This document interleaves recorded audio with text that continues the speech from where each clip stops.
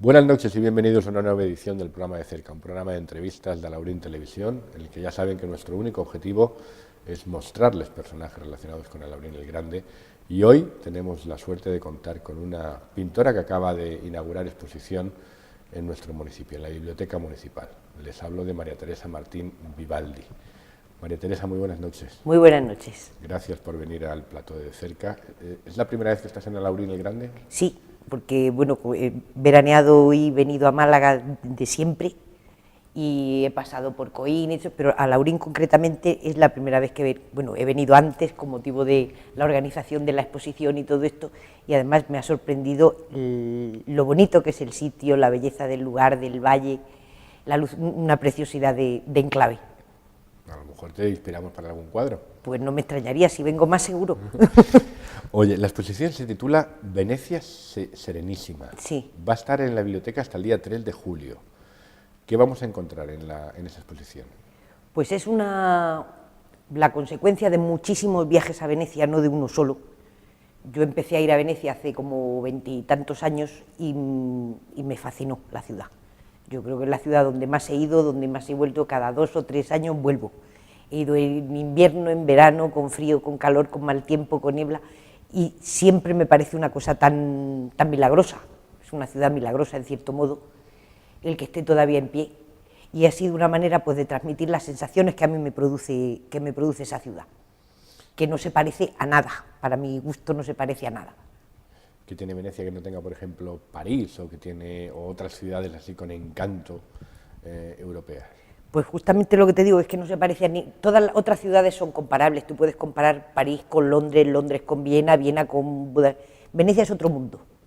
El simple hecho de ser una ciudad flotante en el agua, donde el camión del butano sea un barco, o el camión de la basura también sea un barco, y los coches de reparto, el tener las calles de agua, y lo que produce el agua no solo estéticamente, sino para un pintor eso es una fiesta, porque son los reflejos, la reverberación de la luz, cuando lo mismo da la luz del mediodía, que cuando hay nieblas, es una luz mágica, es algo mágico lo que tiene. ¿Te sigues sorprendiendo cada vez que vas? Yo siempre hay algo que crees que has visto. He estado no sé cuántas veces, he perdido ya la cuenta de las veces que he ido, y siempre encuentro, porque como siempre vuelvo a los sitios que ya he visto, que quieres volver a ver, naturalmente, siempre añado algo nuevo, siempre te encuentras algo nuevo. Además, como es una ciudad absolutamente laberíntica, la mayoría de las veces las cosas son cosas que te encuentras, que te tropiezas. Luego, cuando quieres volver al sitio, ya no te acuerdas porque el callejuelo habías torcido a la izquierda o a la derecha, ya se te ha perdido, con lo cual siempre es una cosa, un poco una aventura andar por allí.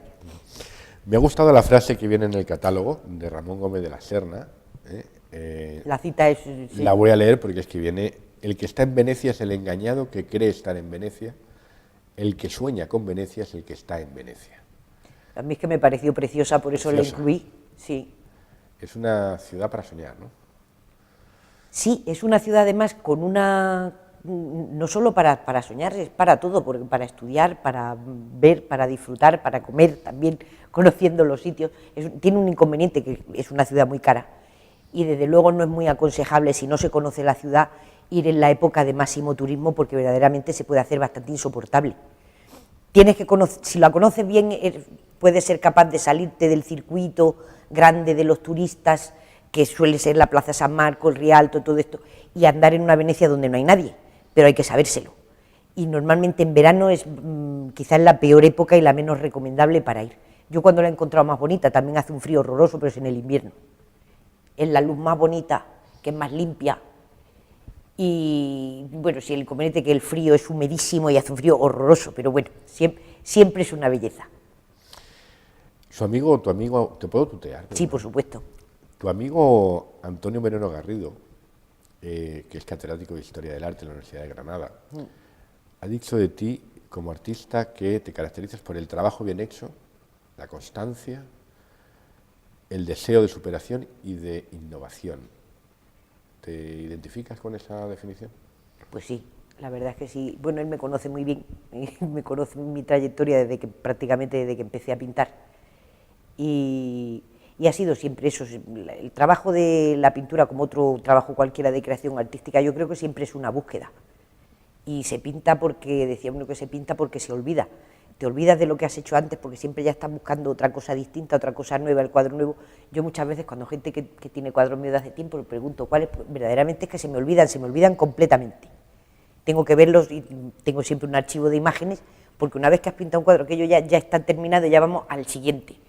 Que el siguiente procuramos que sea nuevo, distinto, mejor.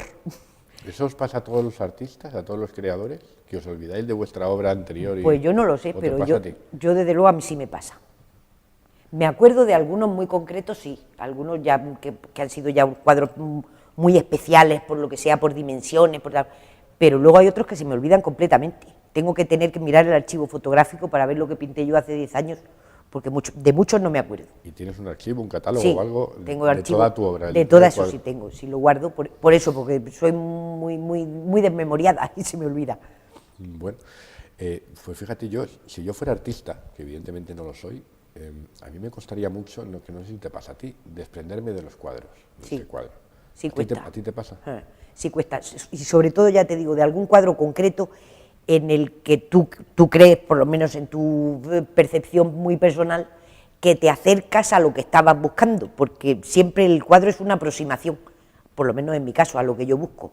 Y no me acuerdo también quién decía, los cuadros no se terminan, se abandonan, porque ya llega un momento que dices, bueno, hasta aquí hemos llegado, ya si le insistes más o le tocas más no le vas a añadir nada, sino al contrario lo puedes estropear. Y entonces, pues ocurre eso, que llega un momento en que dices, bueno, por algunos cuadros concretos sí te queda una memoria porque han supuesto o mucho trabajo, o mucha lucha, pero otros a lo mejor que han sido más fáciles, más sueltos, han salido más fácilmente, a esos a lo mejor se olvidan más. Yo lo tendría como, a lo mejor, hijos míos. Sí, se tiene así, pero no lo puedes pensar porque si no no lo sacaría a la calle, tendría pues un almacén con un montón de obra ahí, que por una parte eso da mucha pena que se vayan, pero por otra parte te permite seguir trabajando en nuevos. Sobre el trabajo bien hecho, ¿te cuesta mucho dar por concluido un cuadro? ¿Eres perfeccionista? Sí, soy perfeccionista. Aunque aparentemente mis cuadros son muy sueltos y muy de pinceladas, pero para mí esa es una de las virtudes, no es un defecto. ¿Y cuándo concluyes? ¿Cuándo decides, ya no lo toco más, ya no doy una pincelada más? Cuando se aproxima eso a la idea que yo he tenido al principio del cuadro. Porque hay veces que por tocar, también se dice eso, lo mejor es enemigo de lo bueno. Hay una vez que está bien, de pronto le tocas aquí o allí, no sé qué, y de pronto un equilibrio que a veces se pierde.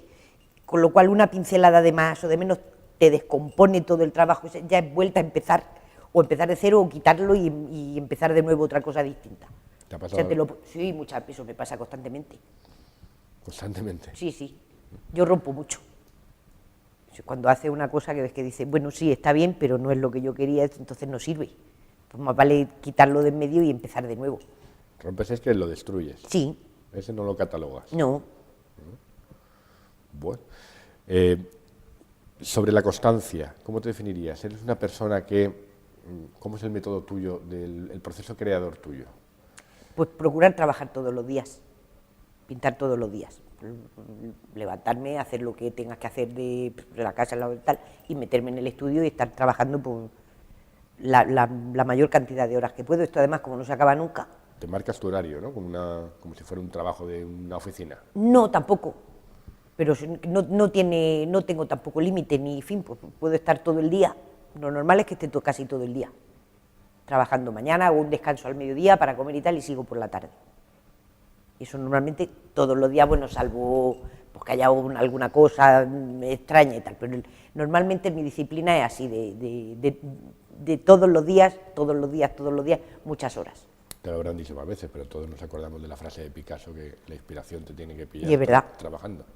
Es verdad, en la calle, de juerga, no se te ocurre nada. No sale nada.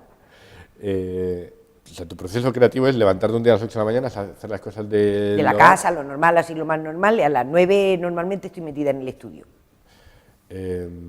¿Y cómo planteas un cuadro? ¿Tienes una idea en la cabeza? Pero normalmente parto de un dibujo, casi siempre de un dibujo, de un apunte a lápiz, que en el catálogo aparece alguno. Ese es el proceso, un apunte pequeño, y a partir de ahí pues ir manchando, pues depende mucho de cada cuadro. Tampoco valen las recetas de un cuadro para otro. Cuando ya crees que en un cuadro dices, esta fórmula me ha salido muy bien, no sé qué, para el cuadro siguiente ya no sirve, porque como es otro cuadro distinto, no sirve para nada. O sea que todo el proceso cada vez es una aventura. Y sobre el deseo de superación e innovación, ¿se puede seguir innovando en arte? ¿O es una innovación constante? Yo creo que es una innovación constante, hombre, depende cómo lo planteemos, si innovación contigo mismo o con la creación del arte en general, porque yo creo que ya en arte se ha hecho o se está haciendo constantemente de todo.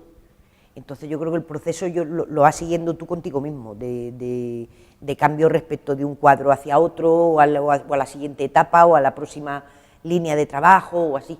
Y el arte en general también está en constante evolución. No sé si para mejor o para peor, pero en fin, en constante evolución evidentemente está, quieto no. Como habrás podido comprobar ya, yo soy un absoluto ignorante en arte. No he podido. Y en pintura, pues ya te lo digo yo, te lo confieso yo. Pero me ha llamado la atención del catálogo, no he podido ver la exposición todavía, quiero ir a verla, pero de los cuadros que vienen en este catálogo me ha llamado la atención el colorido y lo que has dicho antes de las, no sé cómo lo he llamado, las formas difuminadas. Sí. Como las manchas de color has dicho o algo así, no quiero... Sí, las manchas sueltas, pinceladas sueltas. ¿Qué importancia tiene el color, por ejemplo, en tu pintura? Pues yo creo que para mí es fundamental el color. Al mismo tiempo que es fundamental el dibujo, pero el dibujo como, digamos, el dibujo vendría a ser como el esqueleto, como la línea de pensamiento. Y a partir de ahí ya es cuando sale el color que no necesariamente concuerda con los colores reales, generalmente no concuerda. Entonces son muchas veces colores exagerados, llevados al extremo, y luego ese mismo juego en el propio cuadro de la exageración del color te va pidiendo intervención y relación de los colores unos con otros, independientemente del asunto que represente el cuadro. O sea, ya una armonía del cuadro por sí mismo, independientemente del asunto. ¿La armonía cómo se consigue? Pues no lo sé, la verdad es que no lo sé. A mí me lo dice todo el mundo, el sentido del color, pues no sé cómo lo hago. Porque cuando dicen tus colores, digo, pues son los mismos que para todo el mundo, los mismos que venden en los mismos pigmentos, el rojo de cadmio, el otro son los mismos para todo el mundo. Pues debe ser una cosa natural, no lo sé. No sé cómo se consigue. ¿Investigas en mezclar colores? O... Sí, también. Normalmente los colores en parte me los hago yo, me los preparo yo misma, con pigmento y luego con aglutinantes de distinta clase y tal, porque me gusta más el resultado, el acabado, que los colores que venden ya hechos. ¿Qué es el pigmento y el aglutinante? El pigmento es, bueno, la base de todos los colores en la pintura es el pigmento, que es el polvo de color. Depende de con lo que lo mezcles, pues te saldrá una cosa u otra. Si lo mezclas con aceite de linaza, por ejemplo, pues es el óleo. Si lo mezclas con miel y el de buey, no sé qué, miel. Sí, por ejemplo, en la acuarela. Si lo mezclas con una resina sintética acrílica, te salen los acrílicos. Si lo mezclas simplemente con agua, el pigmento, y haces una pasta, y haces unos palitos así, se amasa, y luego pinta ahí un poco de cola de conejo, es el pastel. O sea que la base del color es el pigmento, depende del aglutinante, te va a dar un tipo de pintura u otro. El color es el pigmento siempre. ¿Con qué técnica te gusta trabajar más? A mí con técnica al agua, en general. Utilizo el óleo solamente para la obra en papel, que veréis aquí también en la exposición, porque el papel me gusta pintar deprisa, vamos, rápida de ejecución, entonces no tengo paciencia para estar esperando en un lienzo el óleo que se seque 10 días o 20 días o un mes, una capa de pintura para poder dar la siguiente. Entonces utilizo el óleo como base para el papel, que como el papel absorbe, seca muy pronto, pero generalmente los cuadros sobre tabla o sobre lienzo son una especie de temples acrílicos que hago con pigmento. ¿La acuarela es más difícil? Sí, es muy difícil porque no permite rectificación. Al ser color absolutamente transparente, no permite rectificación. Yo empecé como acuarelista. Las primeras exposiciones fueron de acuarela, y eso te da mucha seguridad a la hora de afrontar una cosa, porque no admite, si no eres capaz de pintar una acuarela en un cuarto de hora, no te va a salir, porque no se puede retocar. ¿Cuánto tardas en pintar un cuadro? Pues tampoco tiene Hay cuadros que salen a lo mejor del tirón, a lo mejor en 2 días te sale todo perfecto y va rodado y sale lo que tú querías. Y hay otros a lo mejor que me tiro 3 meses porque no me gusta, porque los castigo, los pongo de cara a la pared, luego los vuelves a ver si está bien, a ver si está mal. Otros al final los termino destruyendo. Depende, no hay regla. ¿Qué es eso de castigar los cuadros? Que los pongo mirando a la pared para no verlo. Entonces, para olvidarme de lo que he pintado, entonces al cabo de unos cuantos días lo vuelves a ver si aquello está bien o no. ¿Necesitas hacer ese proceso de vez en cuando? Es decir, Sí. Tú tienes tu idea, empiezas a trabajar, ves que no te está saliendo. Ves que está algo que no va. Aquí, Entonces lo dejas. le das la vuelta y te vas. Y vuelves al cabo de la empiezas semana. empiezas con otra cosa diferente. Y luego al cabo de una semana, 10 días o 15 días, le das la vuelta y ves y analizas si está bien, si está mal, si tiene compostura o no tiene ninguna. Y cuando analizas, ¿en qué te fijas? Pues normalmente eso, en la composición, en la armonía, en el color, que tenga chispa, que tenga dinamismo, que muchas cosas, no una sola, que te impacte así, de pronto dices, pues no, de pronto dices, pues no, pues, hay veces que a lo mejor se obsesiona uno con algo, con una idea que tienes preconcebida, y hay veces que hay que dejar que el cuadro vaya solo, que te está pidiendo una cosa y tú te empeñas en llevar la contraria, es cuando no sale nada, pero en fin. ¿Y ahí quién suele ganar, el cuadro o el artista? Normalmente pierde el cuadro, pero por cabezonería nuestra, supongo yo. ¿Eres un poco cabezota? Sí, a veces sí. Oye, cuando le das la vuelta a un cuadro porque lo estás castigando y te vas a otra cosa, imagino que es porque tienes constantemente un montón de ideas que quieres plasmar. Sí. La palabra es necesitar plasmar. ¿Necesitáis expresar las ideas que tenéis? Sí, yo creo que sí. Yo creo que es una necesidad, porque si no hay veces que no estarías tanto tiempo, porque la verdad es que el trabajo de pintor es de lo más aburrido que hay, porque es meterte en un estudio, no ver a nadie, por supuesto, sí, de divertido tiene muy... Si no fuera por esa necesidad de expresión de una determinada cosa, es un trabajo completamente aislado. Tú no puedes, yo no aguanto a nadie dando vueltas por allí, tienes que estar aislado en tu estudio solo, simplemente, bueno, con música de fondo y ya está. Yo por lo menos no puedo trabajar con gente. Entonces es un trabajo muy aislado, muy solitario, y yo creo que si no fuera por esa especie de necesidad y de la compensación de cuando algo te sale bien y te gusta y tal, pues sería una cosa de la verdad de lo más aburrido. ¿Qué música te pones para pintar? Clásica. Y dentro de la clásica, sobre todo, música antigua y barroca. ¿Y para pintar los cuadros estos de Venecia? Es decir, ¿no te has ido a pintar en la calle en Venecia? ¿Has cogido fotos, por ejemplo? En la calle sí he hecho los dibujos. Los apuntes, alguno que aparece por ahí, esos sí están hechos allí directamente. Color no me llevo, eso es un tonto. Además, luego los cambios, tampoco tiene mucho sentido llevarte un montón de cacharros allí para ponerte en la calle y eso. Si luego a lo mejor en una zona que es roja, una pared roja, la voy a poner blanca o la voy a poner amarilla, porque eso lo cambio. Pero entonces los dibujos sí los hago en el sitio. Voy a cometer la imprudencia de decirte lo que, ya te digo que solamente he visto el catálogo, ¿no? Pero lo que me ha recordado alguno de tus cuadros. En concreto, los compañeros no lo van a poder ver, pero estos dos, de la Salute y de María Santísima de la Salute. Hace 3-4 años hubo aquí en Málaga, en el Centro de Arte Contemporáneo, una gran exposición de Sorolla. Cuadros sobre todo marineros, barcas, pescadores y tal. Esos colores y esa forma, no sé por qué, a mí me han recordado aquella exposición. Pues no sabes lo que me alegra, porque yo Sorolla me parece uno de los grandísimos genios de la pintura, pero vamos, de los 4, 5, 10 genios de la pintura, para mí uno de ellos es Sorolla. O sea que eso me encanta. ¿Por qué? Se me pregunta, ¿y por qué? No lo sé, ese ha sido el primer impacto visual.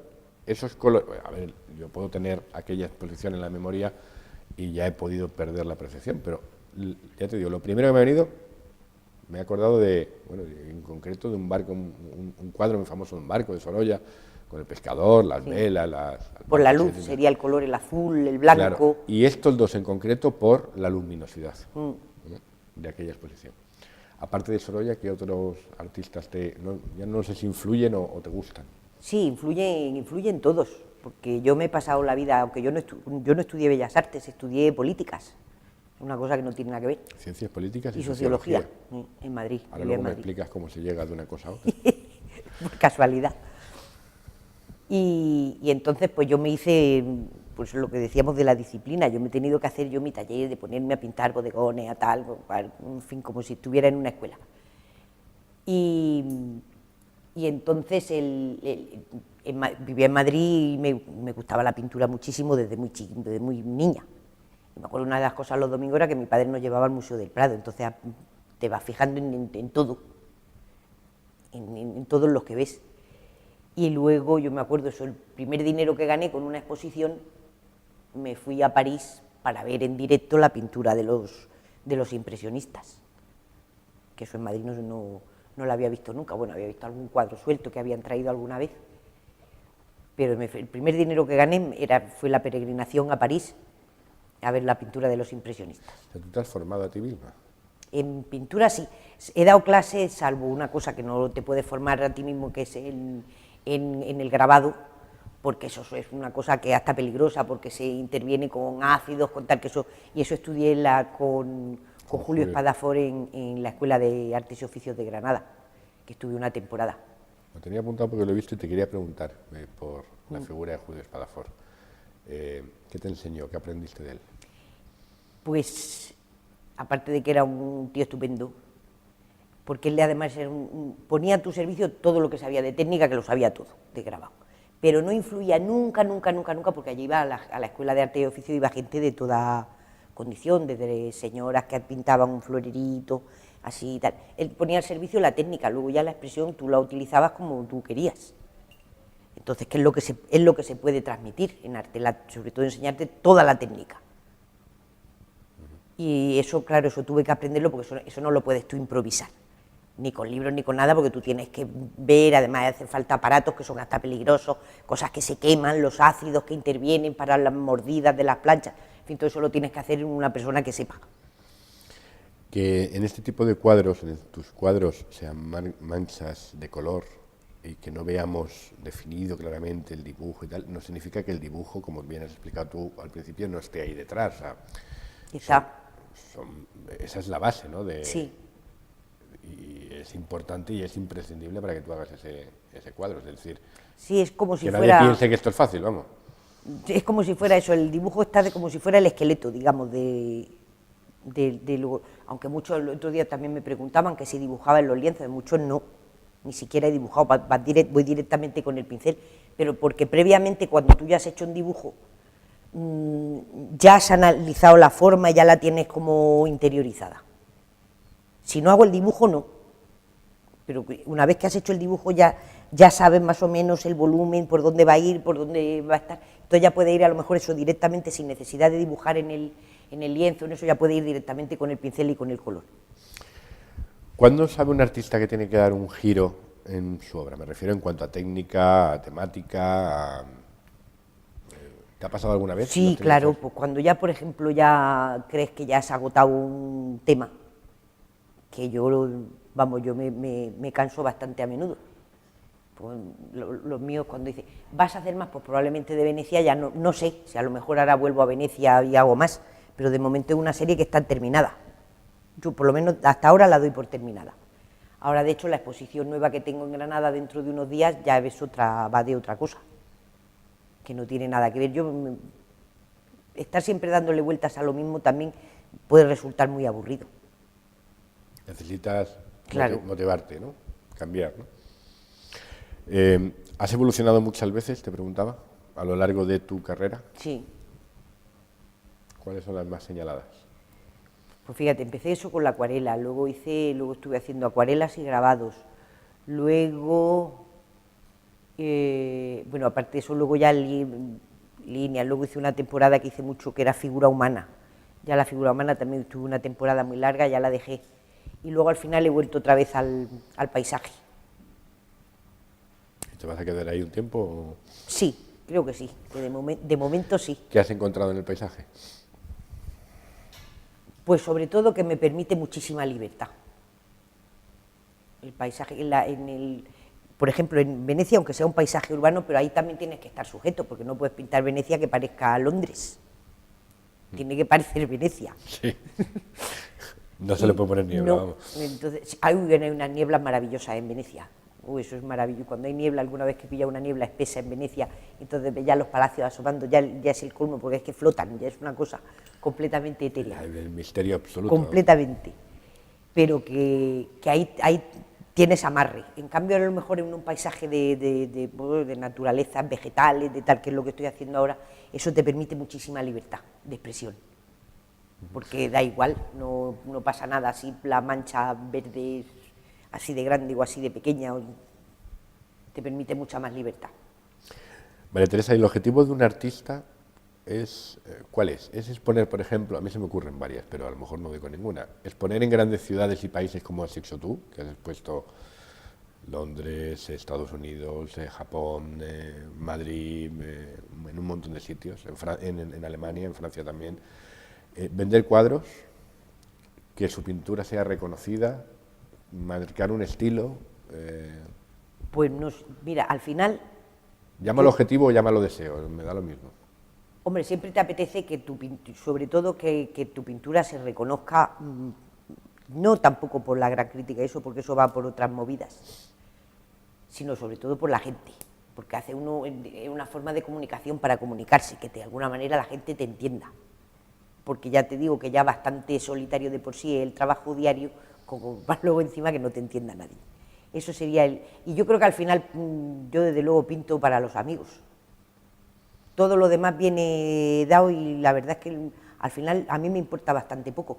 Viene rodado, no sé por qué, me ha venido, yo creo que he tenido bastante suerte, pero no me he planteado nunca, como objetivo no me lo he planteado nunca. Eso ha venido después, pero yo me planteo eso, hacer una cosa que me guste, desarrollar esas ideas que tú tienes, y luego al final, si todo eso sale, estupendo, si no sale, pues tampoco pasa nada. Una pregunta que siempre me he hecho del de la ignorancia. ¿Los críticos de arte entienden de arte o no? En teoría sí, lo que pasa, a veces es muy difícil entenderlos a ellos. Las críticas que escriben, quiero decir. Siempre me pregunto, ¿y quién es usted para criticar lo que yo hago, si usted no sabía lo que yo quería hacer? Pero la crítica de arte ha desempeñado un papel, de luego en el siglo XX desempeña un papel importantísimo, que antes no lo era tanto.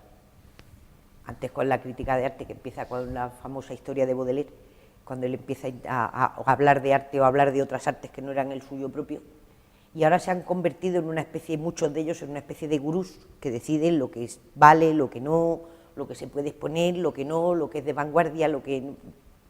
Y entonces yo creo que, yo la verdad es que no me preocupo en absoluto, porque es que eso es imposible.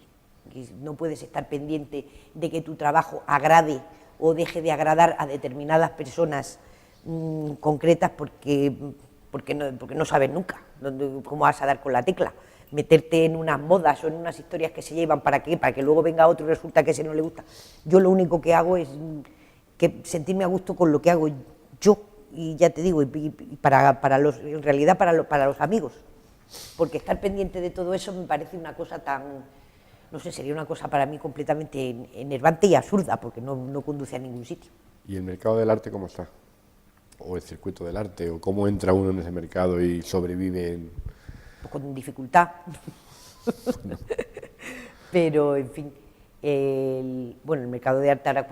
¿Cómo funciona? ¿No? O sea, no quiero que me digas está bien, está mal, la crisis, ya sé que la crisis habrá afectado, el IVA está en el 21 y os tiene asfixiados, pero ¿cómo funciona? O sea, yo soy un pintor que está empezando, ¿y cómo consigo meterme en el canal para ser conocido? Pues normalmente... ¿Me tengo que saber promocionar muy bien o no?